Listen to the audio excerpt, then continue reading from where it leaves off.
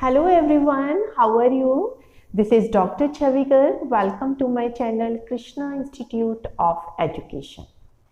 आज की video lecture में हम आपको बताएंगे what is the relation between education psychology and psychology. It means शिक्षा मनोविज्ञान और मनोविज्ञान में क्या संबंध है। देखिए ये 6 पॉइंट जो मैंने आपको बताए हैं इस पीपीटी में, इससे पता चलता है कि what is the relation between educational psychology and psychology. देखिए सबसे पहला है आपका मनोविज्ञान तथा शिक्षा के उद्देश्य। तो आपको पता है कि जो शिक्षा के उद्देश्य हैं वो क्या होते हैं। शिक्षा का सबसे पहला उद्देश्य है बच्चे का सर्वांगीण विकास करना, ऑल राउंड डेवलपमेंट, कि बच्चा शारीरिक रूप से भी सशक्त हो, मानसिक रूप से भी सशक्त हो और इमोशनली भी वो सशक्त होना चाहिए। सेकंड, शिक्षा का उद्देश्य होता है कि बच्चा एक अच्छा नागरिक बने, एक समाज का सदस्य बने और उसमें नैतिक मूल्य, मॉरल वैल्यू होनी चाहिए। और आज की डेट में तो शिक्षा का ये भी उद्देश्य है कि शिक्षा को रोजगार परक होना चाहिए। इट मीन्स जब बच्चा अपनी शिक्षा को पूरी कर लेता है तो वो जो है कोई भी रोजगार शिक्षा के बेसिस पर खोल सके। तो इससे हमें पता चलता है कि डिफरेंट स्टेजेस में शिक्षा के डिफरेंट उद्देश्य होते हैं।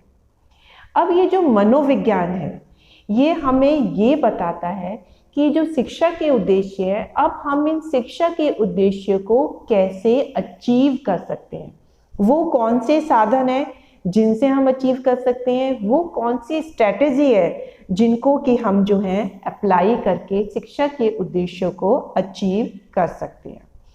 देखिए अगर हमें बच्चे को नैतिक शिक्षा देनी है, अगर हम सिर्फ क्लासरूम में ही बताते हैं कि भाई आपको बहुत ऑनेस्ट होना चाहिए, आपको सदा सच बोलना चाहिए, तो बच्चे को जो है उसी वक्त तो सुनाई देता है लेकिन फिर वो भूल जाता है। अगले दिन से ही वो झूठ बोलना शुरू कर देता है और डिसऑनेस्टी करना शुरू कर देता है। तो आपको बच्चे को देखना है कि हम किस साधन से उसे सिखाएं। तो इसके लिए सबसे अच्छा होता है स्टोरी टेलिंग। देखिए अगर आप कोई अच्छी सी कहानी, कोई परियों की कहानी या किसी अपने जो आपके धार्मिक ग्रंथ होते हैं उनमें से कोई आप कहानी अच्छी सी सुनाएंगे तो बच्चे के मन पे उसका ज़्यादा असर पड़ता है, क्योंकि बच्चा सोचता है कि जैसे कहानी में हुआ है बिल्कुल वैसा ही हमारे साथ भी होगा।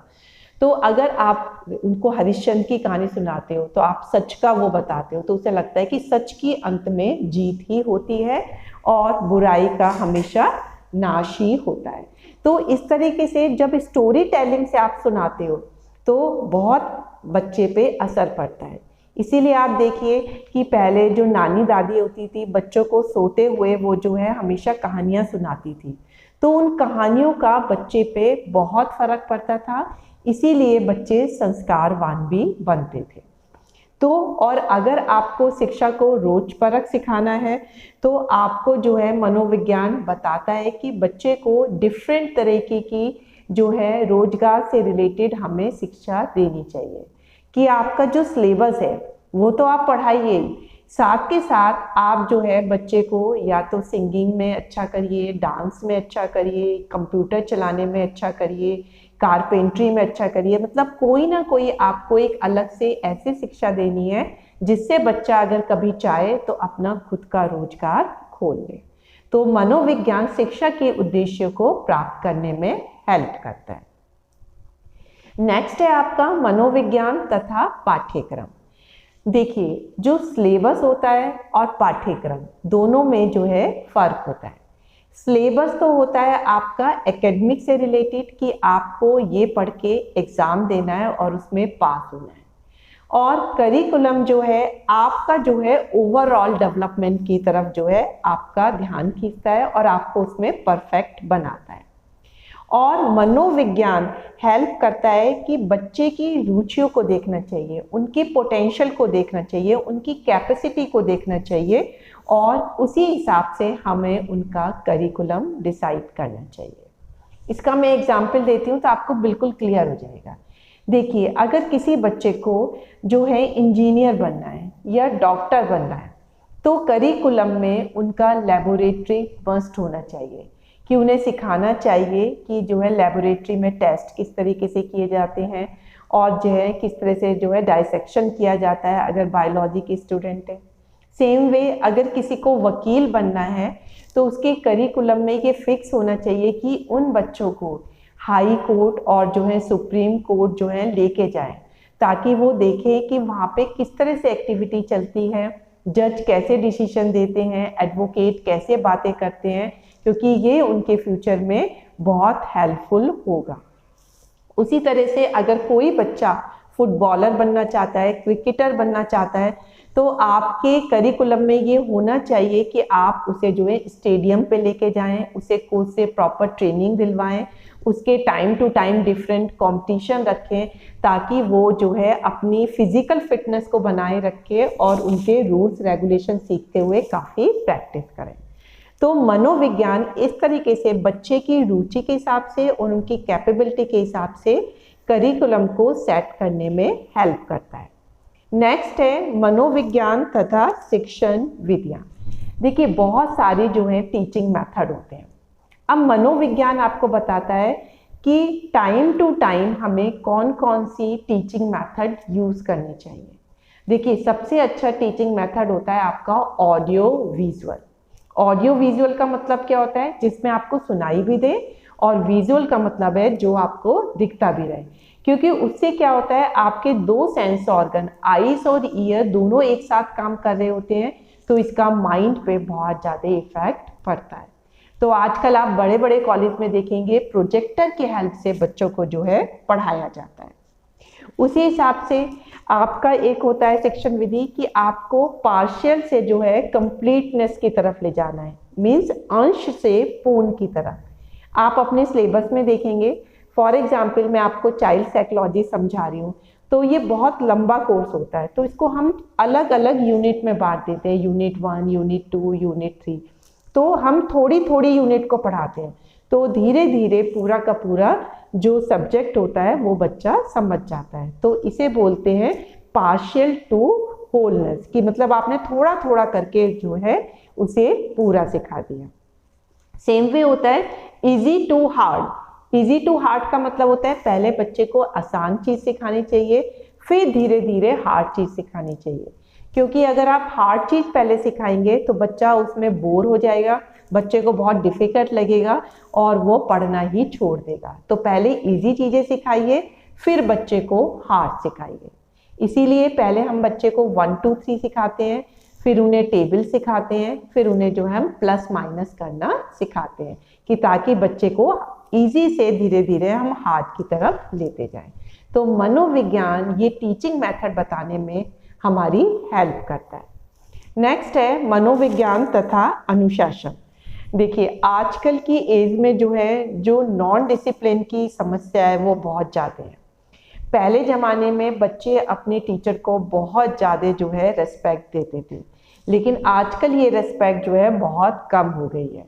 तो मनोविज्ञान सिखाता है कि हमें ये देखना चाहिए कि आज का बच्चा इतना अनुशासनहीन कैसे हो गया है, और हमें बच्चे को देखते हुए, उसके व्यवहार को देखते हुए ही उसे अनुशासन का महत्व बताना चाहिए, ताकि वो जो है एक डिसिप्लिन रहे और एक सक्सेसफुल लाइफ को प्राप्त करे।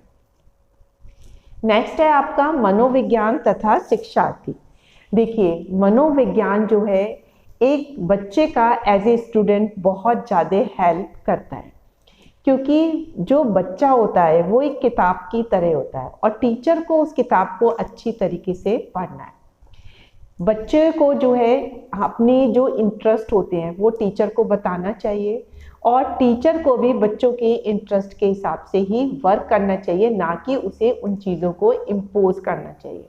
अगर कोई बच्चा गलती करता है या होमवर्क में गलत कर देता है और टीचर उसे सबके सामने डांट देता है, तो बच्चा आगे से टीचर से कोई क्वेश्चन ही नहीं पूछेगा, क्योंकि उसे पता है कि अगर मैंने क्वेश्चन पूछा तो ये टीचर डांट देंगे। तो धीरे धीरे उसका पढ़ाई से इंटरेस्ट हटता जाता है। लेकिन अगर वहीं पे टीचर बच्चे को समझते हुए उसे आराम से समझाता है और बहुत प्यार से बोलता है, तो बच्चे को लगता है भाई ये टीचर तो मुझे कुछ नहीं बोलेगा, तो वो बार बार आके भी अपनी प्रॉब्लम सॉल्व करेगा। तो इस तरीके से बच्चे का बहुत ज़्यादा डेवलपमेंट होता है।